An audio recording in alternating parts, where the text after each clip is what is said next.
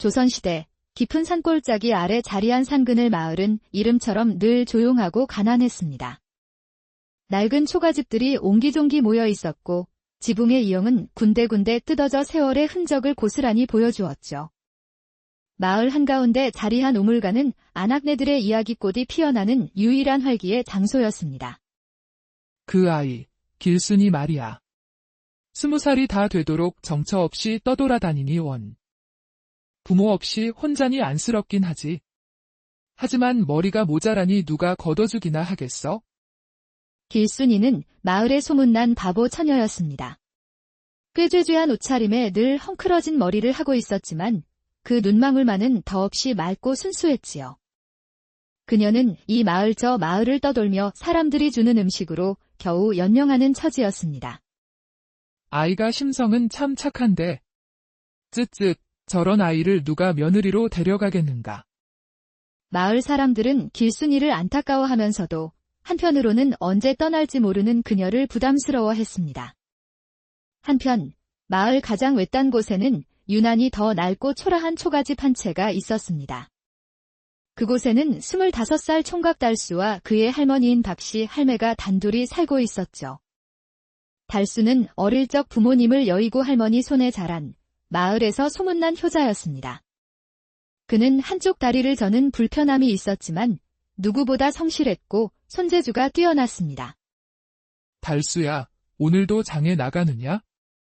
박씨 할매가 바구니를 짊어지고 나서는 달수에게 걱정스러운 목소리로 물었습니다. 네, 할머니. 건너 마을 장터에 바구니랑 나무 그릇을 내다 팔고 올게요. 대나무를 엮어 바구니를 만들고 나무를 깎아 그릇을 만드는 솜씨는 마을에서 달수를 따를 자가 없었습니다. 그렇게 번 돈으로 할머니와 겨우 끼니를 이어가고 있었죠. 달수야, 너도 이제 25이 넘었는데 언제까지 이 늙은 할미랑만 살 것이냐? 어서 착한 처자 만나 가정을 꾸려야 할 것이 아니냐? 아이고, 할머니. 그건 나중에 생각할게요. 나중이 언제란 말이냐? 이 할미가 언제까지 내 곁에 있을 것 같으냐?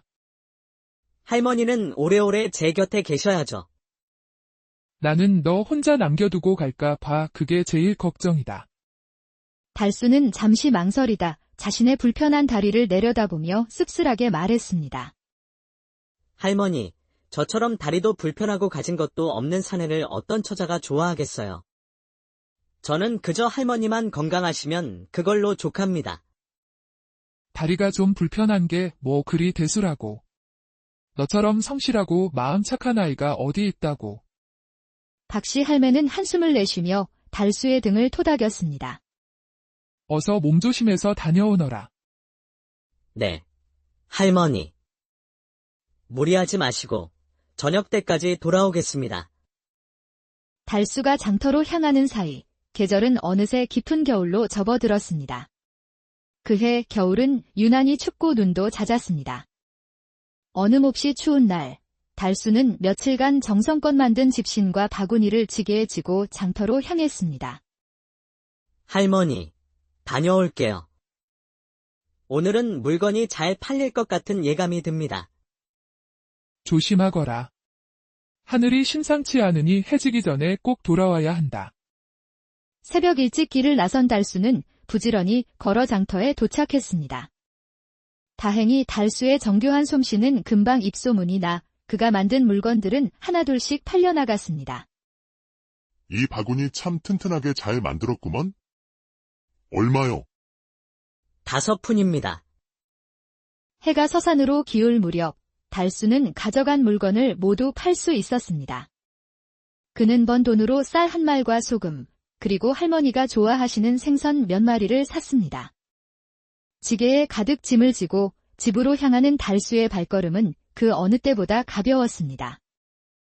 할머니께서 걱정하시겠구나. 서둘러 가야지.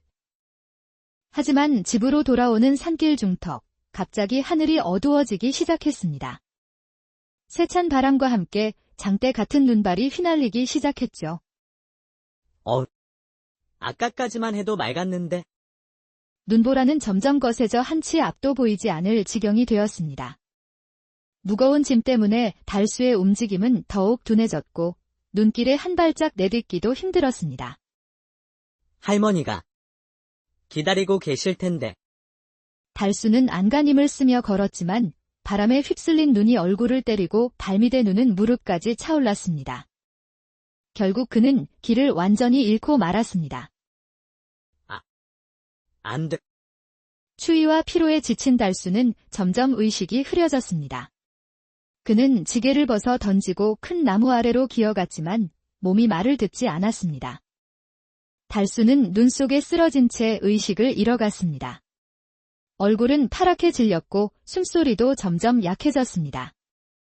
바로 그때였습니다. 어디선가 길순이가 나타났습니다. 산에서 나무를 캐고 열매를 따며 자란 그녀는 산길만큼은 누구보다 잘 알았죠. 달수 오라버니잖아. 길순이는 눈 속에 쓰러진 달수를 발견하고는 깜짝 놀라 달려갔습니다. 그녀가 달수를 흔들어 깨우려 했지만 그는 꼼짝도 하지 않았습니다. 오라버니. 정신 차려요. 달수의 얼굴은 얼음장처럼 차가웠고 숨소리는 거의 들리지 않았습니다. 여기서 자면 안 되는데. 이러다 정말 얼어 죽겠어. 길순이는 한치의 망설임도 없이 자신의 얇은 저고리를 벗어 달수에게 덮어주었습니다. 추우면 안 돼. 내가 따뜻하게 해줄게. 길순이는 달수를 꼭 껴안고 자신의 체온으로 그를 녹이려 애썼습니다. 매서운 눈보라 속에서 길순이는 온몸으로 달수를 감싸며 밤새도록 그 자리를 지켰습니다. 다음 날 아침, 눈보라가 그치고 해가 떴습니다. 밤새 뜬 눈으로 달수를 기다린 박씨 할매는 날이 밝자마자 마을 사람들에게 달려갔습니다. 여러분, 우리 달수가 어젯밤부터 돌아오지 않아요. 제발 우리 달수 좀 찾아주시오. 아이고, 할머니.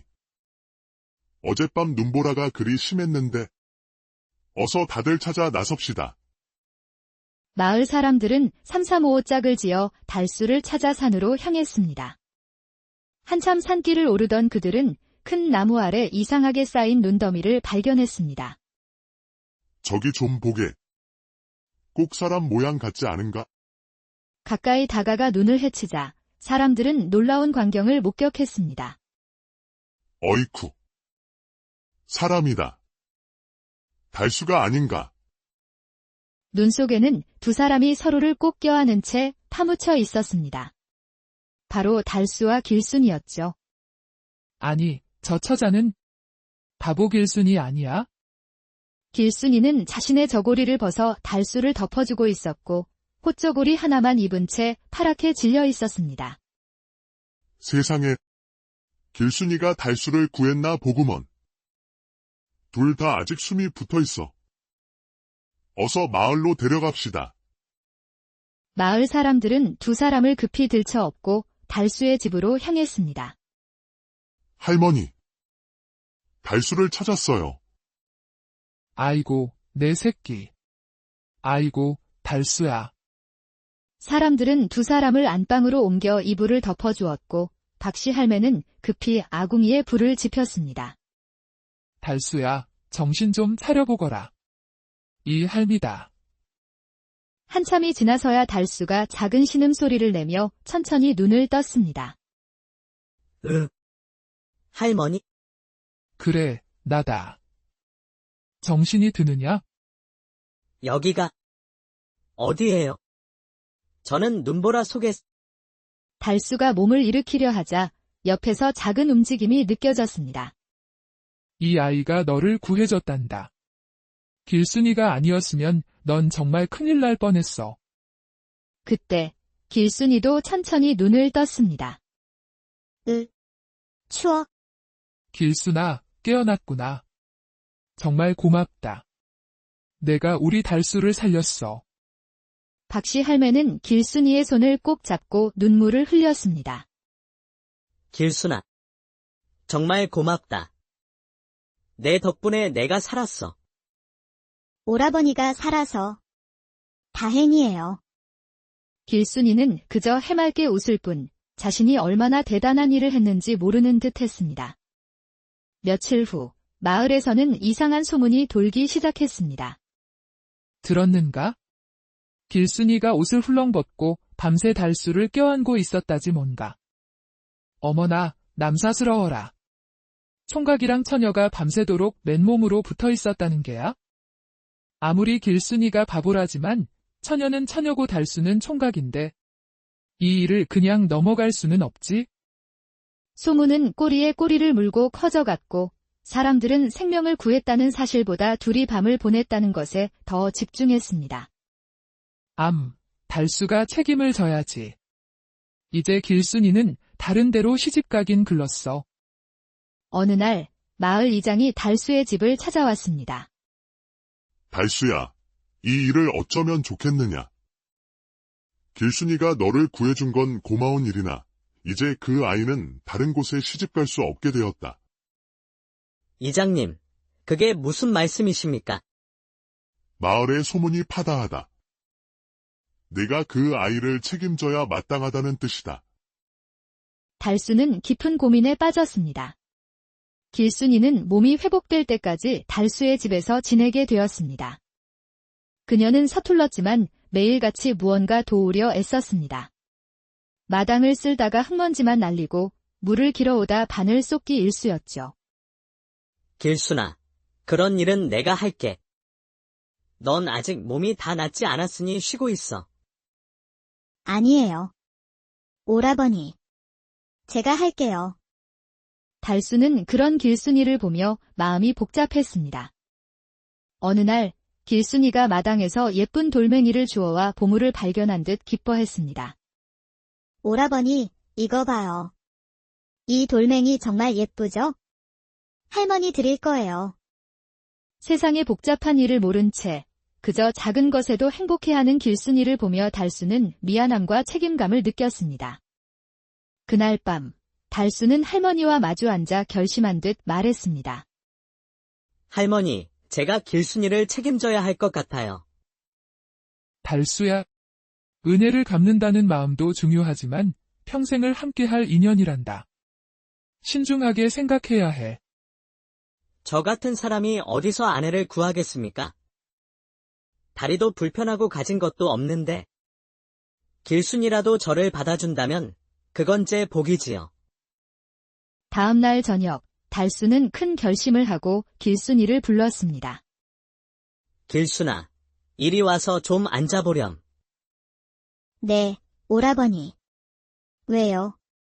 어디 아파요? 달수는 한참을 망설이다 어렵게 입을 열었습니다. 길순아, 나와 혼인하지 않겠니? 혼인이요. 혼인이 뭔데요?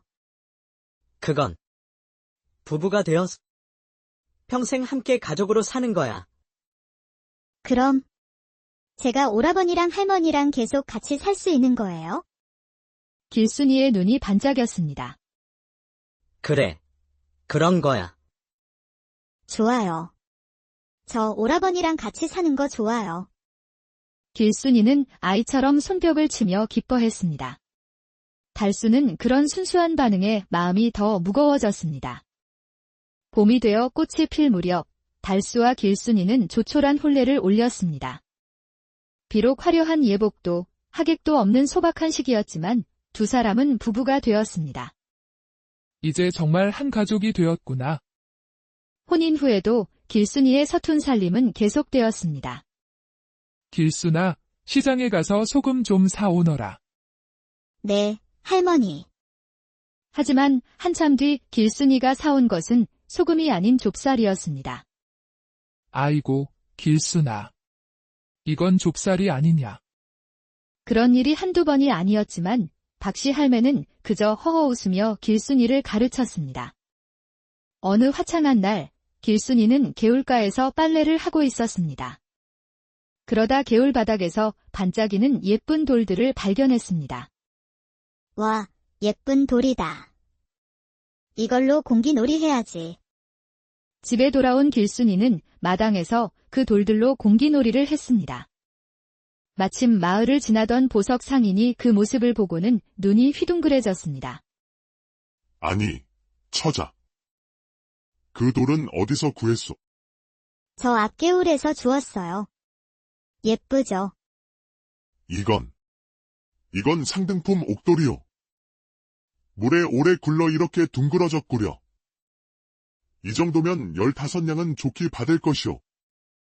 박씨 할매와 달수는 깜짝 놀랐습니다. 그저 예쁜 돌멩이인 줄 알았던 것이 귀한 옥돌이였던 것입니다. 그 돈 덕분에 달수네는 한동안 넉넉한 생활을 할 수 있게 되었습니다.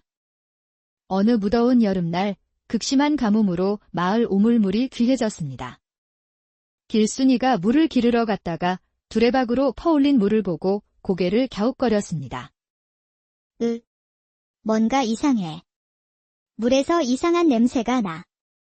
뭐가 이상하다는 게냐? 가뭄이라 물이 좀 탁할 수도 있지? 아니에요. 이 물 마시면 안 될 것 같아요. 몇몇은 바보가 또 이상한 소리를 한다며 무시하고 물을 떠갔지만 대부분의 사람들은 길순이의 말을 듣고 멀리 있는 샘터에서 물을 길어왔습니다. 이튿날 아침, 우물물을 마신 사람들만 배탈이 나 알아 눕는 소동이 벌어졌습니다. 알고 보니 죽은 짐승의 썩은 물이 스며들어 우물을 오염시켰던 것입니다. 길순이가 아니었으면 마을 사람들 모두 큰일 날 뻔했구먼. 사람들은 길순이의 남다른 감각에 다시 한번 놀랐습니다. 길순이는 정말 신기하단 말이야. 다시 겨울이 찾아온 어느 날, 달수는 대나무를 베러 산에 올랐습니다. 길순이도 그를 따라 나섰죠. 오라버니. 제가 죽순 찾아올게요. 길순아, 이 한겨울에 죽순이 어디 있니? 아니야, 찾을 수 있어요. 잠시 후, 길순이가 신이 나서 외쳤습니다. 오라버니. 죽순 찾았어요. 이거 봐요. 달수는 길순이가 내민 것을 보고 숨을 멈췄습니다. 그것은 죽순이 아니었습니다. 사람의 형상을 닮은 크고 굵은 황갈색 뿌리. 바로 산삼이었습니다. 이건 산삼이잖아. 세상에, 산삼이 뭐예요? 죽순보다 더 좋은 거예요? 그럼. 이거 하나면 우리 가족이 몇 년은 편하게 살 수 있어. 길순아, 어디서 이걸 찾았니? 길순이가 가리킨 곳에는 수백 년은 좋게 되었을 법한 거대한 소나무가 서 있었고 그 주위에는 더 많은 산삼이 자라고 있었습니다. 며칠 후 달수는 산삼을 팔아 상상도 못할 큰 돈을 손에 쥐었습니다. 하루아침에 부자가 된 것입니다. 길순아, 이게 다 내 덕분이야. 저는 그냥 죽순 찾으려고 한 건데. 길순이는 정말 복덩이가 틀림없구나. 하늘이 우리 집에 큰 복을 내려주셨어. 마을 사람들은 길순이를 더 이상 바보 처녀라 부르지 않았습니다. 그녀를 복덩이 며느리라 부르며 칭찬했죠. 부자가 되었지만 달수는 여전히 성실하게 바구니를 만들었습니다. 오라버니, 이제 일 안 해도 되잖아요. 길순아, 사람은 일을 해야 한단다. 그래야 건강하고 보람도 느끼는 거야. 달수는 길순이를 바라보며 따뜻하게 미소 지었습니다. 책임감으로 시작한 혼인이었지만 이제 그는 진심으로 길순이를 아끼고 사랑하게 되었습니다. 오라버니, 길순이는 지금 정말 행복해요. 나도 그래. 길순아. 네가 내 곁에 있어줘서. 달수는 길순이의 손을 꼭 잡았습니다. 자신의 생명을 구해준 은인이자 이제는 세상 가장 소중한 아내였습니다. 그런데 오라버니, 아이는 언제 생겨요? 길순이의 순진한 물음에 달수의 얼굴이 빨개졌습니다. 그건 자연스럽게 생기는 거야. 그때 마침 바람이 불어와 등불이 스르르 꺼졌습니다. 어두워진 방 안으로 은은한 달빛이 스며들어 두 사람을 비추었습니다. 두 사람은 달빛 아래 조용히 서로를 바라보았습니다. 세상은 때로 겉보기엔 부족해 보이지만 순수한 마음으로 큰 복을 가져다주는 사람을 보내주기도 합니다. 불편한 다리에도 성실히 살아온 달수와 바보라 불렸지만 순수한 마음으로 생명을 구한 길순이. 하늘은 그런 두 사람에게 서로라는 인연과 큰 행운을 선물해 주었습니다. 진정한 행복은 완벽함이 아닌 서로를 아끼고 보듬는 마음에서